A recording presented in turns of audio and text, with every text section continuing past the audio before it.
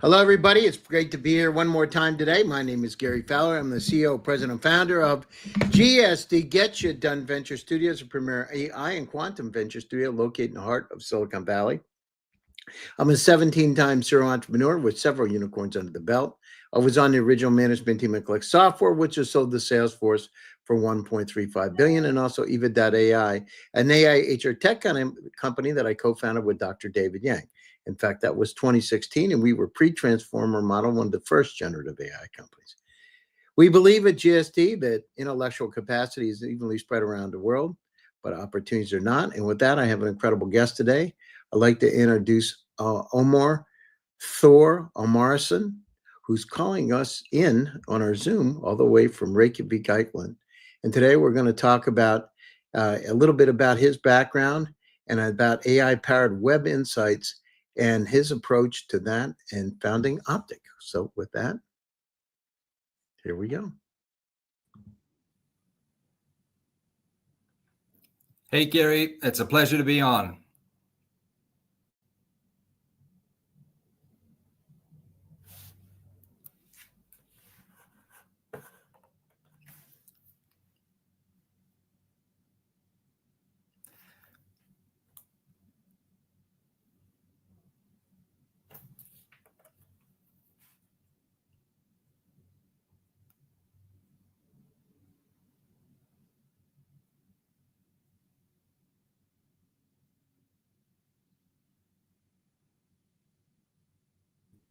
Can you hear me? Yeah, you're back. Yeah, that was weird.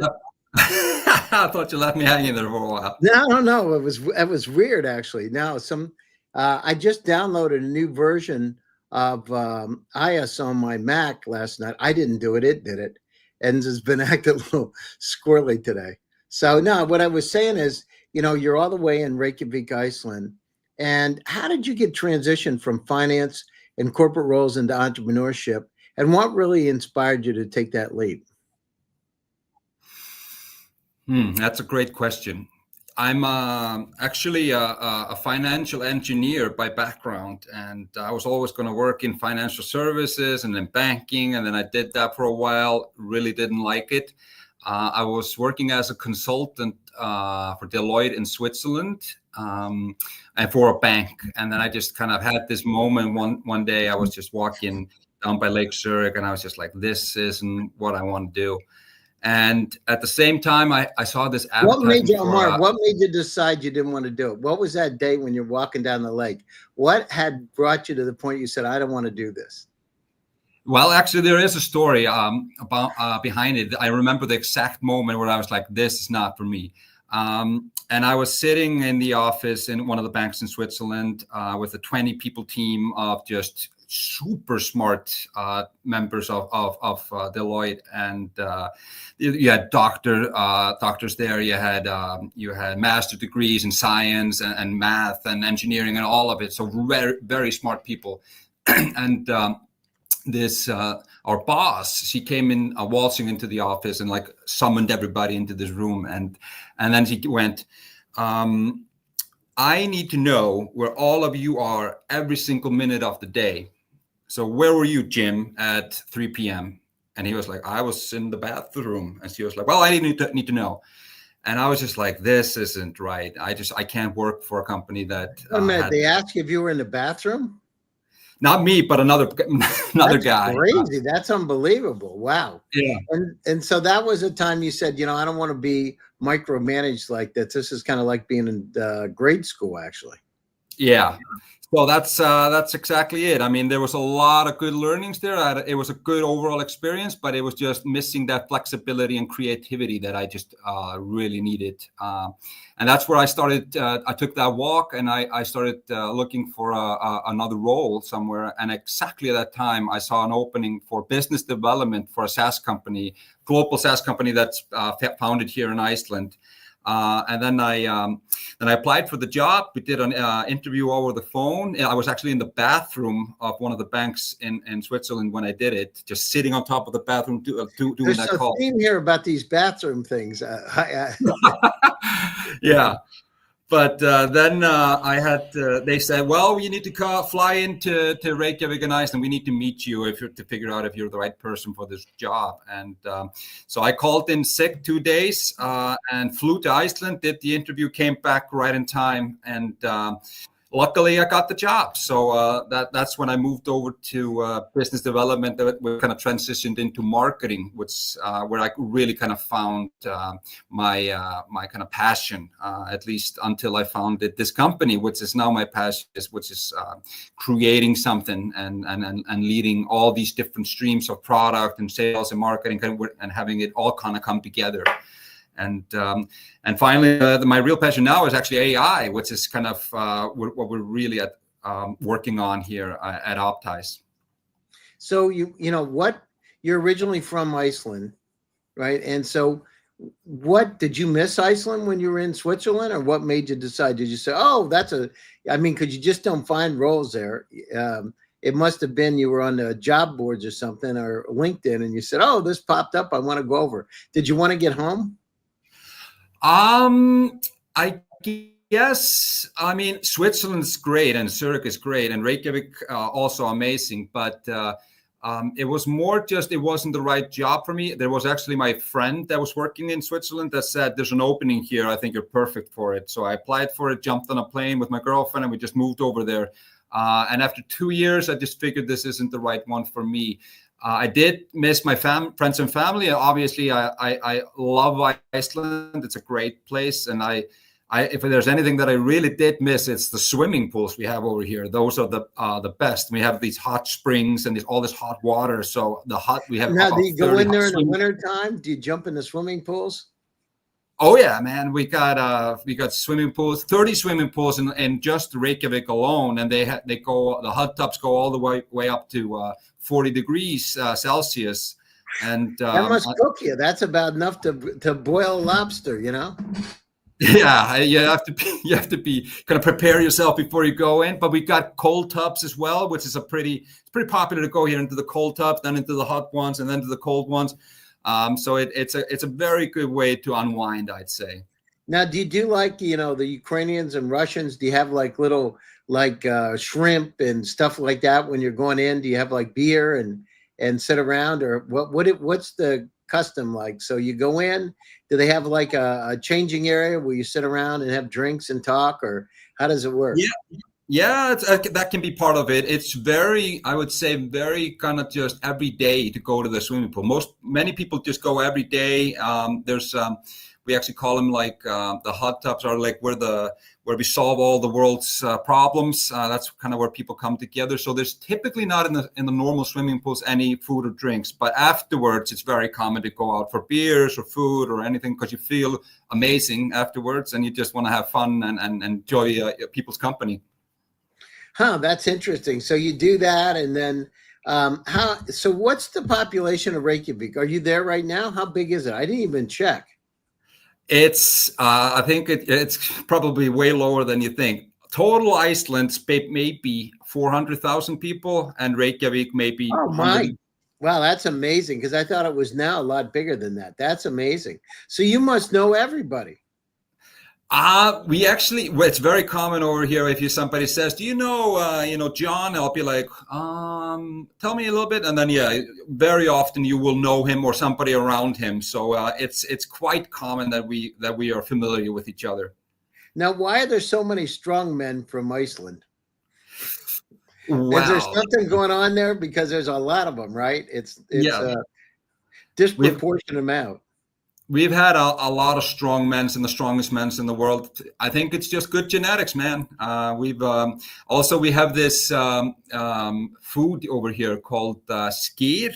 It's kind of like Greek yogurt, but it's like packed with protein. So it's very common for these muscle guys to go hit the gym, go out, lift some rocks, and then eat some skyr. Wow, that's amazing. That's really interesting. So let's dive deeper into your current venture. What was the motivation behind it? It was because of the situation where you weren't happy with your other job and you moved into that. But how does Optize specifically address the challenges of traditional analytics platform where they fail, and how do you solve them? It's a great question. So after I left Deloitte, I was a CMO for this SaaS company for 8 years, where I was kind of responsible for just everything marketing. I think that's a little bit how many marketing people feel, especially in small to medium-sized enterprises, is that the marketing team is kind of small. You wear a lot of hats. So I did that for 8 years, and then I moved over to a digital marketing agency where I helped 100 other SMEs working on various things. So I just started to see a pattern of different things or different problems coming up again and again and again and again. And one of those problems was that a lot of small to medium-sized companies, especially B2B companies that are kind of trying to grow all over the world, they rely heavily on their website to kind of drive leads, drive revenue. But most people that are actually responsible for those websites are not website experts by any means. And also, there's just never been more data in the world, and there's a lot of marketing data out there. You got campaign data, SEO data, content data, website data. You got all this data flying at you, and most people are not equipped to kind of just analyze it. You need to be a data scientist to be able to do that. So I just figured there must be a better way. And I started to build this tool, and it actually, the first version was in Excel, Microsoft Excel.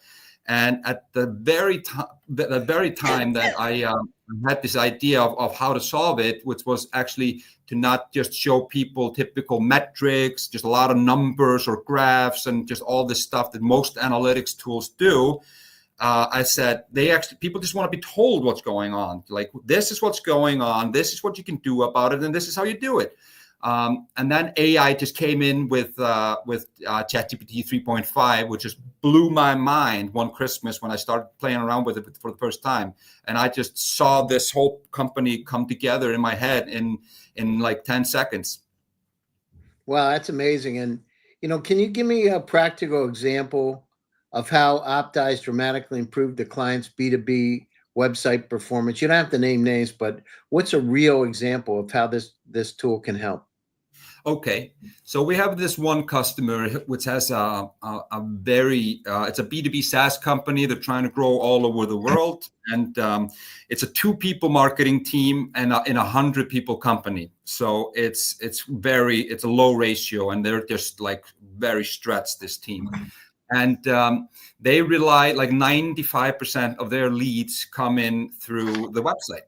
And these guys, they're smart guys, very good guys, but they still just don't have any time to look at all this data and go through all the analytics and kind of figure out what to do. So they started using Optimize with us, and one of the things we do immediately is we'll spot any issues with the website. It could be like technical stuff, like the mobile speed is too slow. It's taking forever to load, which just annoys users and annoys Google. And then we would flag all these issues with them, and then they just started tackling them one by one. And then what we do as well is we don't just flag what's wrong. We also try to find these gold nuggets of opportunities hidden in the data. And that's the trickiest part, if you ask me. It's like, you have all this data, like, where are the opportunities? So one thing we started to see is, like, they had this certain number of traffic from these various countries, and this traffic from the countries that had these high volumes. They were actually engaged on the website. The numbers can tell us that, but actually they're never actually taking that action at the end. They don't ask for a free trial. They don't ask for a demo or ask for a call with them. So we said, listen, there's a bottleneck where there's some kind of problem in your buyer's journey somewhere towards the end. And we just identified that they needed just more tailored experience for these from the visitors from these countries. So we whipped up some landing pages. We whipped up some case studies that were tailored for these countries, and some metrics to showcase that they were actually designed to address that audience. So we did that, and it fixed it. And now the buyer's journey went from beginning to end. So a lot of people from those countries were actually taking that action they wanted to take. So they saw a drastic spike in leads coming from these particular countries. So which actionable steps does the platform recommend, for to be able to how's it optimizing the lead conversion? Is it continuously sensing, or how does it do it? Does there human intervention? Is it autonomous? How does it work? At the moment, it's a hybrid model of, so our team has been working in the space for collectively over 100 years. So we just know a lot about websites, a lot about marketing. That's kind of our expertise. And we're training AI. I mean, AI is only as good as you train it on those particular use cases. So the first step was to gather all this data in one place. We have website data, we have technical analysis, we scan the websites from top to bottom. We have SEO data, social media data, and we plug it all together. And then we used our experience and AI to kind of focus on this particular use case. And how it does it is we've created a Bible for websites, like what's the optimal website for these particular companies. We have uploaded best practices, put in a list of websites we think are awesome. So it's kind of putting together all this data and then being able to kind of pick out what's important. And we do it through insights instead of metrics and graphs. So the insights can be different types. It could be an issue, an opportunity, a fun fact, a highlight, something that's kind of easy to digest for a normal person or a person responsible for a website. What are some of the common pitfalls in sales and marketing alignment, and how do you help bridge this gap? So you got alignment. Sales and marketing sometimes aren't aligned, dramatically not aligned, right? Yeah. And the other thing is, here's another thing, Omar. One of the things that so I've written a lot about this, right? But one of the things is that sometimes we start our marketing too early. The company's not really ready for it because they don't understand what their product is. They don't have product market fit, and they're trying to market something because they're trying to get revenue that doesn't exist, and the product may be dramatically different. How do you get out and address that so they're not doing it too early? And then where's the alignment? How do you align sales and marketing so everybody's on the same page? Great question. Let me start with the sales and marketing alignment, because I had that pain myself when I was at the B2B SaaS company. And sometimes we call it the MQL, SQL hell, which is the bridge between sales and marketing. And I had this marketing team, maybe 5 people on my team, and then I was working with a 15 people sales team. And in many cases, the alignment is that marketing is responsible to heat up the market and then kind of deliver leads or kind of warmed up prospects to sales on a silver platter. And then sales will go, I don't know, this lead is bad. I don't think it's a good one. All your leads are bad. And that's typically what marketing thinks, is that leads is just crappy at sending emails, crappy at following up on those leads. And sales is saying, no, these leads are not relevant at all. So I would say actually sales and marketing should be one department, and we can call it a revenue department, which would sit under the chief revenue officer. And then they need to just be working incredibly close together, so the buyer's journey, so the buyer doesn't feel any disconnect when it goes from some ad or some kind of website or experience and all the way into that meeting and into the sales process. So I'd say the more they kind of work together, you got to assume that you have your marketing down, and that you've got, as my friends Bob Dorf and Steve Blank say, people really grab it out of your hands, but sometimes they grab it out. Because I've been through this as I founded my companies. The company changed. I'll give you a direct example. So I was at Stanford University, and Stuart Butterfield was there, and he was saying, with his first company, the gaming company, it just didn't work, and he had to sell something. So he took this project management tool that he built for his gaming company, and that's actually became Slack. So what he was trying to sell changed. And what happens, because you pivot, and sometimes marketing, it's like steering the Titanic, right? It's hard for them to steer. And direct it, and they don't want to steer because they have their plans, they got a PR strategy, they get all this stuff, but you can't do that. How in the world do you help them to turn the Titanic, so they don't sink? And they're not, if the messaging is so far off that it's not going to create any interest because it's off, how do you pivot them, and how can you help? How does Optize help? I would say, I mean, positioning is one of the most kind of underestimated exercises, I think, and that kind of, if you don't have the right positioning, your messaging is going to be off. That means your content's going to be off. Your whole strategy is going to be off. I had that happen to me once, that we're just spraying wrong messages into the world, and everybody was like, what's wrong? Why isn't everybody buying? And we had spent thousands and thousands of dollars of bad campaigns. So I would say the way to fix that is actually to focus incredibly heavily on customer research. Just understand everything about your customer, the pains, their wants, and how they, if they're not using your tool, what are they using, and what do they like about your tool. So that's where I really get fixated, is to understand every minute detail about what my customers or prospects are thinking. So that's I would say, that's, you have to start with that before you start the messaging and the content and the sales. So let's look at it, right? And I've been doing this for a long time, and I've seen a lot of challenges. 17 different companies, IPOs on NASDAQ, a lot of things. But one of the things that I found, and sometimes this is the hardest to understand, especially if you build a couple companies and you got to. It's like going back. It's like all of a sudden you're running in the, in France. Bicycle, when you're winning a race, you're doing the Tour de France, and all of a sudden you're back riding a bicycle with training wheels when you start a new company.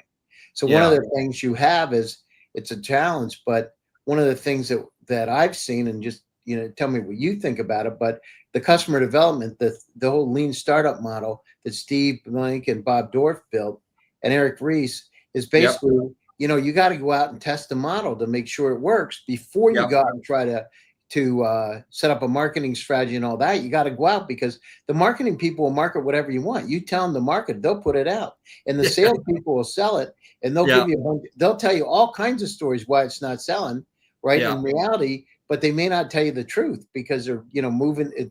They're different kind of animal. They're selling you. So what you got to go out. What we said, and what I've said, is you got to go out 50 times and take that product or service.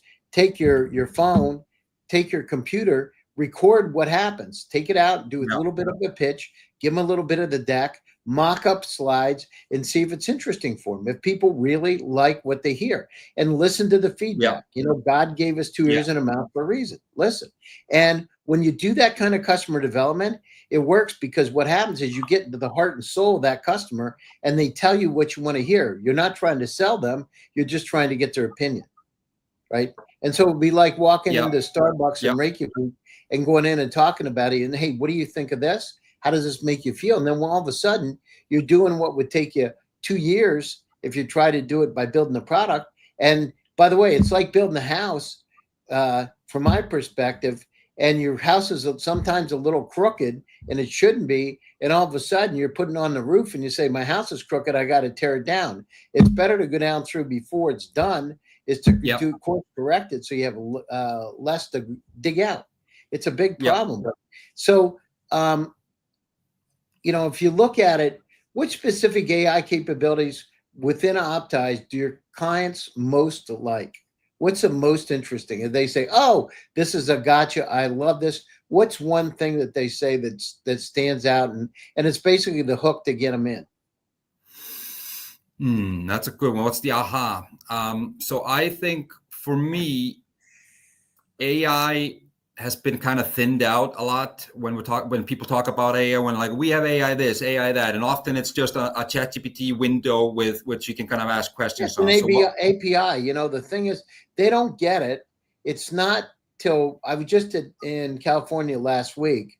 So I was speaking in San Francisco, and one of the things that happens is people finally are starting to realize, but they're not that deep into it yet. Like multi-agent large language models, some of the things that we're working on, multimodal large language models, empathy and compassion in the system. So it's a more human-like experience. So those kind of things are going to be really important, but sometimes we forget, because a lot of the time the founders are technical folks, and they're not, touchy-feely, humanistic. They're more like, let's get it done. If it works for them, they're going to buy it. It doesn't work like that. You know, it's like it's when you were doing consultative sales, right? At a high level, You went in, and it's a different approach. It's not like buy something from me. Let's talk about it. What are your needs? How do we help you? Right. Yeah. And then they want to do it. So, Yeah.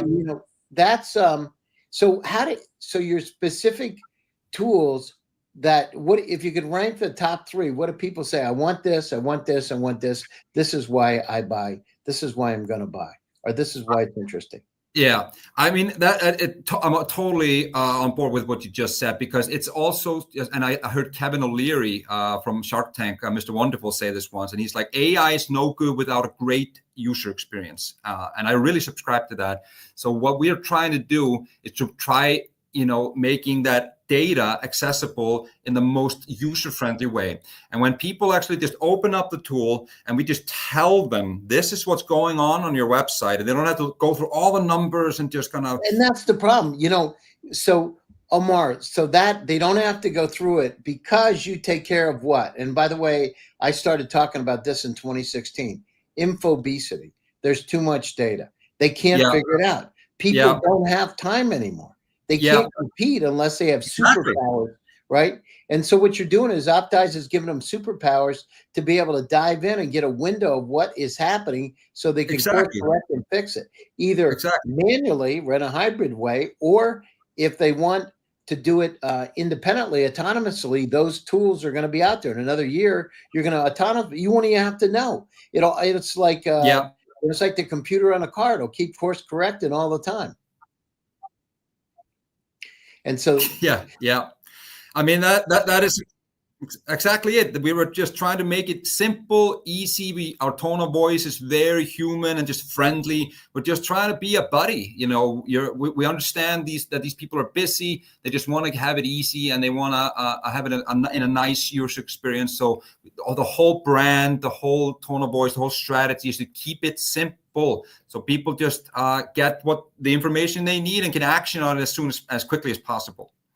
You're right. Keep it simple. We say keep it simple, stupid. The KISS principle, right? Keep it simple, stupid. Yeah. They get the stuff done. We have that over here too. So you look at it, and then the other thing is, what we say is, we named our company. I named my company GSD for a reason. It's Get Shit Done, and I said that is because it's not about the talk; it's about the action. A lot of times, what happens, people talk about it. It's funny because how many armchair billionaires are out there saying, I thought about this 5 years ago. Omar, you're a genius. I thought about this 10 years ago, but they don't do anything, right? I've thought that a few times. And every time they look in the past, it's always 2020. Everything they said was right. But the problem is they're not the ones that are making the money in the stock market and those kind of things, or betting on the companies. That's a whole other story, but it's very interesting. You get to a point where you're on top of it. You start to understand where the market's going to go. Know what's going to happen next before the people. Exactly. And I mean, that's one of the kind of pillars of what we're doing is this. We just strongly believe that online sales is just kind of taking over. And, the numbers that we're seeing now is like the growth of online sales is like 10 to 50% a year. So that's crazy. So every company out there that is in online business or is going to need to be in online business, they need to think about their digital experience in a new way.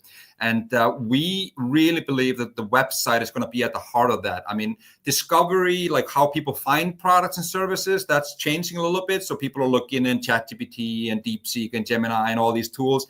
And that's called AEO. That's like the brother of SEO, kind of how people find things.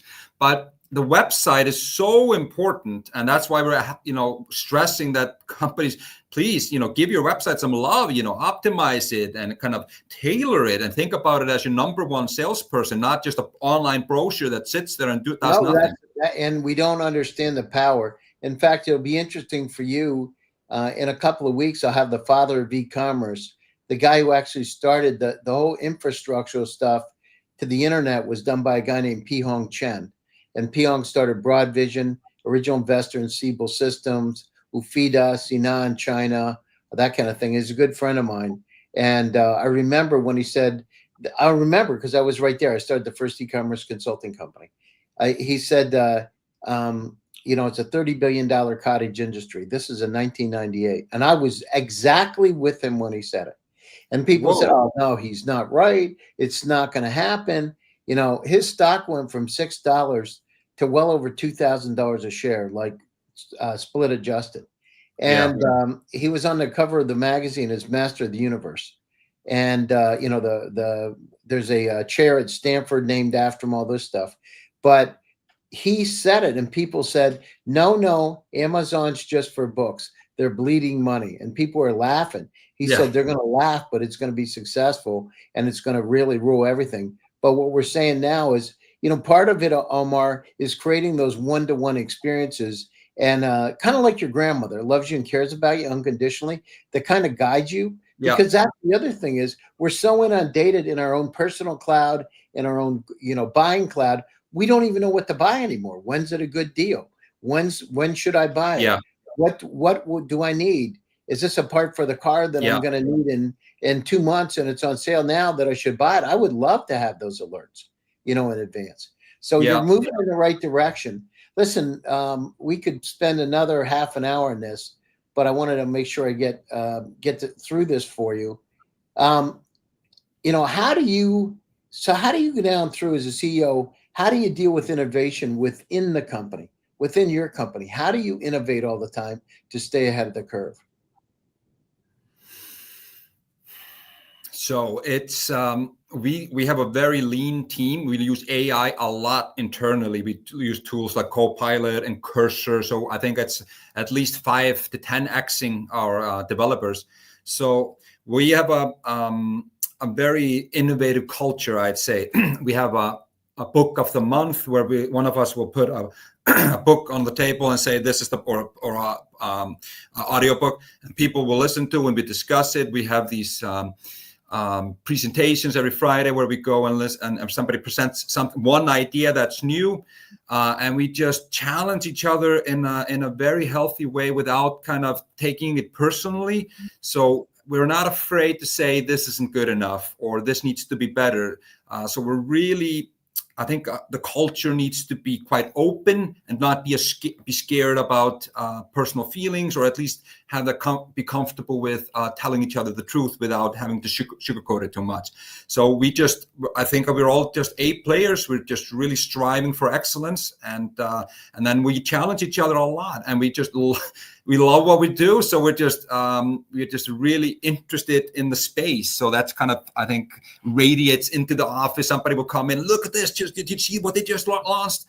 And then we kind of just discuss it a little bit. And then we think, does this impact us as a company at all, or what we're trying to do? So it's just a continuous cycle of just getting new ideas out there, discussing new ideas internally, and never being afraid to kind of just throw things away if we don't think it's working. We just had a workshop earlier today where we threw something away, which we thought we never would, but it was just our user testing was telling us it's not working. So you have to be.